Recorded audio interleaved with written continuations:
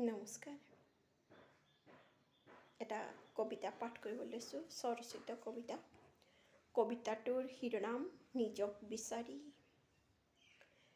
নিজক বিচাৰি স্বপ্নময় সময়ৰ বুকুচাত উঠি আগুৱাই আহিলোঁ বহুত দূৰ। স্বপ্নময় সময়ৰ বুকুচাত উঠি আগুৱাই আহিলোঁ বহুত দূৰ। গন্তব্যস্থল সমাগত।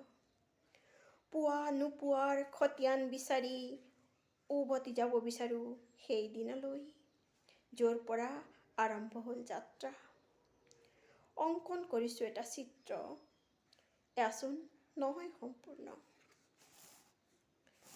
বাৰে বাৰে ৰৈ যায় তুলিকা। সিঁচৰিত দস্তাবেজসমূহ প্ৰায়বোৰেই অসম্পূৰ্ণ। সময় আগুৱাই গ'ল নিজ গতিৰে। দৌৰৰ অন্তত য'ত থিয় হৈ আছিলোঁ তাতেই পালোঁ নিজক। কিছু ভ্ৰান্ত ধাৰণাৰ বশৱৰ্তী হৈয়েই পাৰ হ'ল মূল্যৱান জীৱনৰ অমূল্য সময়। সূৰ্যৰ পোহৰত জিলিকি উঠা পানীৰ টোপাল মুকুতা জ্ঞান কৰি তুলিলোঁ হাতত।